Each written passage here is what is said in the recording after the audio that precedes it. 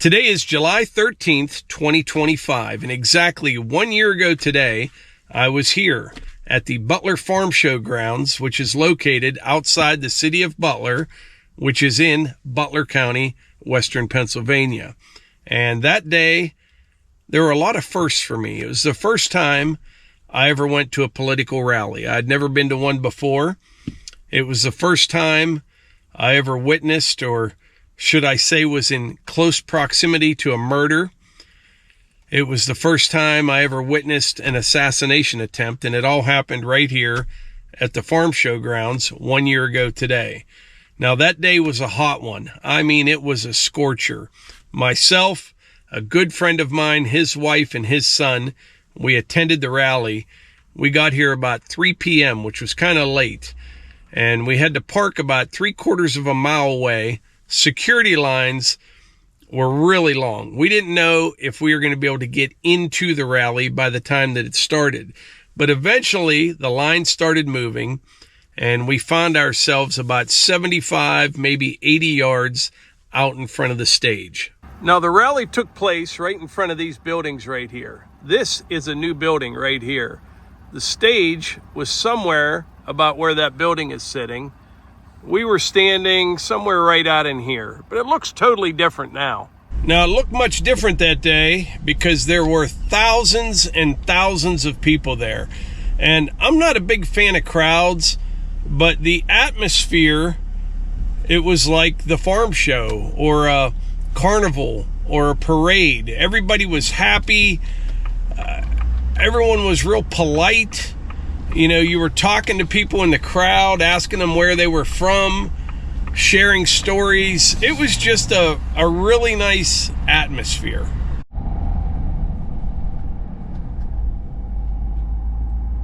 All right, got back to the house down here at the wood yard now. I'm going to run the sawmill here in just a little bit. But that day at the Trump rally, by the time we got there, and we got to where we were going to stand to watch the events, it was probably about 4:30. And like I said, it was a hot one. I mean, sweat running down your back, just cooking out there in that sun. And a bunch of music playing. Everybody's happy, just talking amongst themselves. They had speakers throughout the day. We missed most of them. Now, Trump didn't come on stage till about, I'd say 6 o'clock, somewhere right around there in the evening. And he didn't start speaking till about 5 after 6. Well, shortly thereafter, I think it was 6:11, I'm not sure, shots rang out. And whenever something like that happens, you always see people on the news, they say, I thought it was fireworks. I did not think it was fireworks. I know what fireworks sound like, and I know what an AR sounds like. And I knew it was gunfire. I mean, right away. And everyone just kind of, no one hit the deck really. Everyone just kind of got down. You're trying to figure out what's going on. And the first thought in my head, I don't know why I thought this, and it was scary. I thought I had that whole Vegas thing in my head. I'm wondering how many shooters are there? How long is this going to last? And that was the first thing that entered my head. And everyone just kind of got down for a minute, and I think there was 8, 9 shots total. One was the sniper taking out the guy, and no one really knew what was going on. From where we were standing, we could see a bunch of commotion up there, and we couldn't see Trump stand up and shake his fists like he did and all that. We just didn't know. And it was the strangest thing. You would think in that type of a situation there would be more panic. Now, I know there's some people probably panicking up front where people got shot and killed, but where we were at, in the majority of the crowd, everyone just kind of started wandering off, you know. And then as we were walking towards the airfield at the farm show, we had to go out past the airfield and down the road to get to our car. As we were walking out there, the police started like yelling and screaming for everyone to run or to leave or whatever, but nobody did. Everyone was just kind of walking out, and your cell phones weren't working that day. I don't know if they shut them off, or if there were so many people on them, they just weren't working. So we're trying to figure out what had happened to Trump. Like I said, we didn't see him standing up and shaking his fist and all that. And we're walking by people that are getting in their cars and they have the radio on, and we're asking them, have you heard anything? And people were saying Trump was shot, but they think he's okay. Nobody knew for sure. So we kind of wander out of there, and we're walking down the road, and I said to a buddy, my buddy standing there beside me, I said, we may have just witnessed the first shots of the next Civil War. I didn't know. If something would have happened to Trump, it could have been. Who knows? I don't know. And we're still trying to gain more information. We got back to the car. I took them home, dropped them off, and I came home. And at this point, I had heard Trump went to Butler Hospital. He was going to be okay. He got shot in the ear. And that night I decided, I don't know why, I did a live stream. So this was probably an hour and a half after the shooting. I did a live stream from up there at the building on the patio, just kind of talking about the events there. And I was shocked. I was. I mean, there's a lot of people on the live stream, but some of the comments, there's just a few. When I say a few, out of 100,000 people that watched that live stream, probably 20 or 50 comments from people wishing that the shooter hadn't missed. And it was disturbing reading that. There were people actually upset that they missed, but it was an eye-opener for me. I knew people didn't like Trump, but I didn't think there was that level of hatred out there, but there is. And so I did this live stream, and then that night I stayed up real late. I was trying to figure out everything that had happened.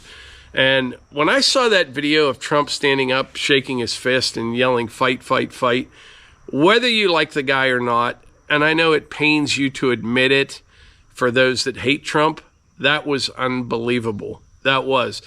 I was a little shook just being in the crowd, and they weren't shooting right at me. You know what I mean? And for him to do that really said something to me.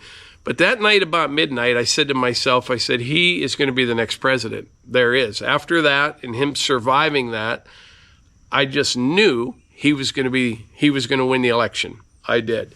And then shortly after that, what was it? A week, 10 days, old Joe Biden finally decided to step down.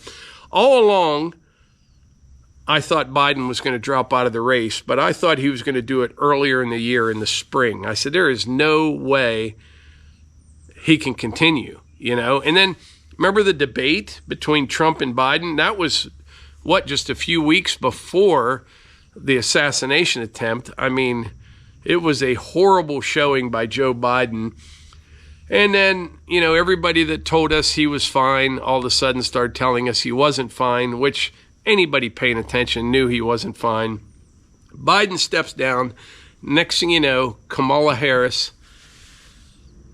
is the greatest thing in the world. And then I started thinking to myself, maybe Trump isn't going to win this, because somehow they convinced all these people that one of the least liked people in D.C. is now all of a sudden the greatest thing out there. And so Kamala got all this support, and she was going to win the White House, and Trump was going to go away forever. All the story, trying to put Trump in jail, the 34 felonies, all that kind of stuff. I don't think most people actually even know what that was about. That's a whole nother story for another day. But that night, I thought, he's going to win. I did. And then I started looking into, on a side note, just exactly what happened at that rally. And that was an epic failure on every level security-wise. And I'm not sure, but I think the only person that actually lost their job was the director of the Secret Service. She stepped down, but it was just pathetic.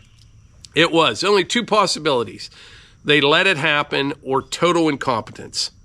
I mean, there's only two possibilities from start to finish. How they didn't see him on that roof when there were bystanders, people in the crowd screaming, there's a guy on the roof with a gun. The last, as a Butler Township cop, he another guy kind of hoisted him up to get up on that roof because everyone's yelling that there's a guy on the roof with a gun. He peeks his head up. The shooter points his gun at him. This guy drops to the ground, and he didn't start shooting for 40 seconds after that. So the cop that saw him looks up on the roof, drops to the ground. 40 seconds went by before he started shooting, and still nothing was done. 40 seconds in that type of situation is an eternity, you know? I figured it out. With your average walking pace, not even a brisk walk, just walking, you can walk about 175 feet in 40 seconds. So picture that. Sees him with the gun, drops down. I don't know if he tried calling on the radio. I mean, nobody did anything, you know? It was like they let it happen. I have no idea. And the thing is, we'll never know. There's never been a good report on the whole thing. Everything just kind of went away. But yeah, top to bottom security failure throughout. I mean, every one of them. There should have been a lot of people lost their job over that, and they didn't. Never happens. But anyway, have to interrupt this video while editing. I just heard the news that 6 Secret Service agents were suspended from 10 to 42 days. Not fired, just suspended for a little bit. Slap on the wrist. Back to what I was saying. That night, I knew Trump was going to win. And then when Kamala Harris was given the nomination, nobody voted for her to be the nominee, but she got it. Whenever that happened, I started to wonder. And after I did that live stream and I kind of came out with my support for Donald Trump, not that it means anything, man, I got a lot of hatred from people. I do. And I still do today.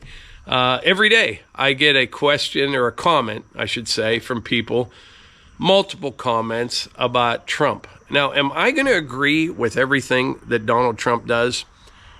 Impossible. There's no way. And but do I regret voting for him? Absolutely not. I've said all along, I think we have a chance. You know what I mean? And it's a slim chance, we do. But we have a chance of righting the ship. And, you know, the big, beautiful bill, probably half of it I don't like. Half of it I do like. There's just so much misinformation out there. And people don't spend 5 minutes doing their homework to figure it out for themselves. You know, they listen to talking points and they base all their decisions on that without doing a little bit of homework. I get comments every day from people saying, the big, beautiful bill is going to add $3 trillion in debt over the next 10 years. How do I feel about that? How do I feel about that? That would be great, really, if it was just $3 trillion over the next 10 years. What they forget about already is from the day Joe Biden took office to the day he left office, the national debt increased $8.4 trillion, okay? So if you're telling me from here on out, it's only going to go up $3 trillion over the next 10 years. That's actually a step in the right direction, in my opinion. Now, under Trump's first term, the debt increased $7.9 trillion. Ridiculous amount of money. Didn't agree with that then. But to be fair, which nobody's fair anymore when it comes to politics, to be fair, you have to take into account COVID and all the money in the whole world basically shutting down and all the spending trying to keep things afloat. If I were president, we would probably already be in a depression, not a recession. And that's why I'd never be a good president. When they talked about all the cuts they wanted to make with Doge and all that, people fight them tooth and nail every step of the way because they live in a dream world thinking that we can keep spending money the way that we have been, and they live in this dream world. It's some alternate universe thinking everything will just work out. It's not going to work out. And like I said, if it were to go up just $3 trillion over the next 10 years, that would be a step in the right direction. If I was in charge, we would literally cut the federal government by half. You know, it would be gone. But here's the problem with that, with what people don't think through enough, myself included. over 40%, I think it's almost 45% of our GDP is state and federal spending. So think about that. Every penny that every one of us spends, no matter what we're buying, if you're buying a house, a car, a gallon of milk, you're going to a ball game, take all the money in the U.S. that's spent each year, 45% of that is from state and federal spending. It's ridiculous. So if I were in charge and I just whacked half the federal government, we'd be done for. So the more I read about it and the more I learn about it, and I don't know if this is possible or not, the only possible scenario to get us out of the mess we're in is two things: reduce spending and growth simultaneously. It's the only way that it's going to work. And everybody talks about, the big, beautiful bill, and people are going to lose Medicaid.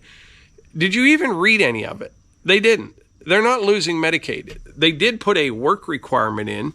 If you are an able-bodied person, you have to work at least 20 hours a week to get Medicaid. Or if you don't want to work, you can volunteer. Or you can say, I'm looking for work. I didn't find it. Nobody's getting their Medicaid cut through this. People just make things up.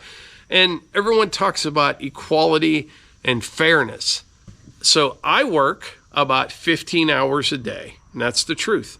And I enjoy doing it. But I work about 15 hours every day between video, sawmill, firewood, editing. We run a family business here. We're into all kind of things here. I make money on YouTube. I make money on things that we sell and things that we do.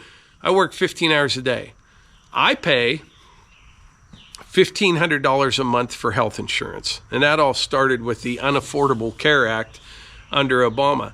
Is it fair that I pay $1,500 a month, yet somebody, say my age, that's able-bodied, able to work, does not want to work, pays zero? See, I don't think that's fair. I don't care. I don't. I have other things that I'd focus my time and attention on than worrying about that.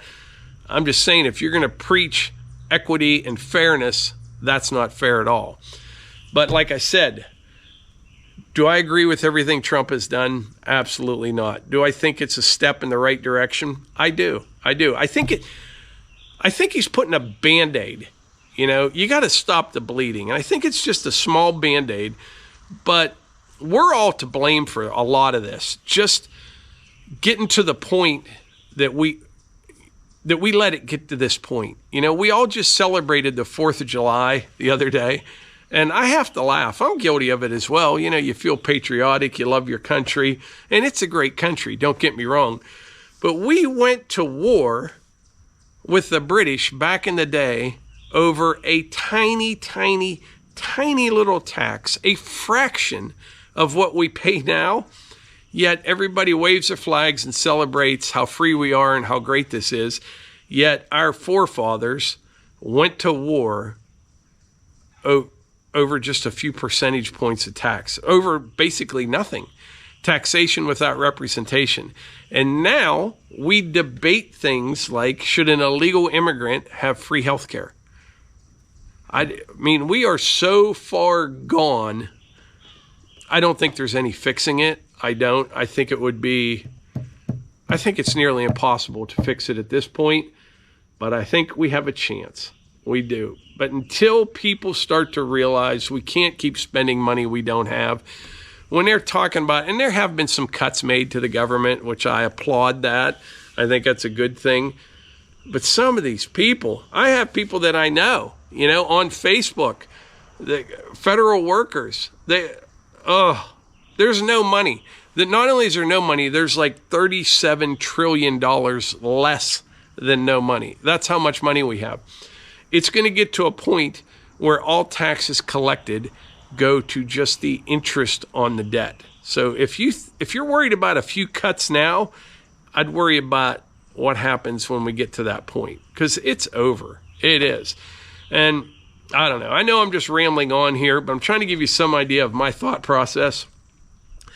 I want everyone to do well. I do. I always have said that, and I've always felt that way. Some people get all worked up over someone else's success. And a lot of that is beat into your head. Like some people think because their life is horrible, they don't have any money or a lot of money, they think it's because Elon Musk has a lot of money. It has nothing to do with it at all. It's been beat into our heads for years, ever since I was a kid, that the rich need to pay their fair share. Well, over half the people pay no federal income tax as it is, and you could take all the money from all the billionaires, not tax them. You could take every asset that they have and sell it, and you'd run the federal government for about 7 months. You know what I mean? So then what's your plan after that? We need growth and we need opportunity for everyone to do well. And for me personally, I can't speak for everyone. The reason I enjoy work and the reason I work so much is because we used to be broke and I hated it. That's why. And it has evolved into something that I truly enjoy doing. If you go into something with the mindset, even like the YouTube thing, if you go into it with the mindset of, oh, I want to make a bunch of money doing YouTube, it'll never work. You have to find something that you like to do, and the money will come later. You know what I mean? You just have to put in the work no matter what you're passionate about. And if you do that, the money comes later. You know what I mean? Then you don't have to worry about that part. It just happens. It sounds weird, but if you go into something like, I need to make a bunch of money doing this, starting a business that way is probably not the best idea. The money will come if you're passionate about what you do and you work hard. It's that simple. I don't know, but I did not like being broke. That's for sure. And that's one of the reasons that I just keep going and going. You can't stop, you know? But to answer the question, do I regret voting for Donald Trump? Nope, not one bit. And as far as his little spat with Elon Musk, we owe Elon Musk a debt of gratitude. We do. For no other reason then, or for the primary reason is him buying X when he did changed everything. And I'm not just talking about the election. I'm talking about free speech. If you think where we were just a few years ago, that if you said something on social media, you could be canceled, blocked, kicked off of Facebook, all that stuff. All that changed because Elon Musk bought Twitter, formerly Twitter, which is now X. So I'm thankful for that, and I am. But we need to wake up. We do. We can't keep spending the way we are. And the things that we debate, we have strayed so far from our founders' original intent. It's laughable. You know, people comment to me, you won't feel this way when they take your Social Security. I knew Social Security was a pyramid scheme when I was 20 and dumb. I mean, it is by definition a pyramid scheme. You know, you're taking money, people sign up, and then the more people you sign up are paying for the ones that retire. It was a good idea when it started, I guess, but it's a pyramid scheme. It is. It's not going to last forever. I have never counted on Social Security. I got a few years before I'd be eligible to collect it, but I never factored that into the equation.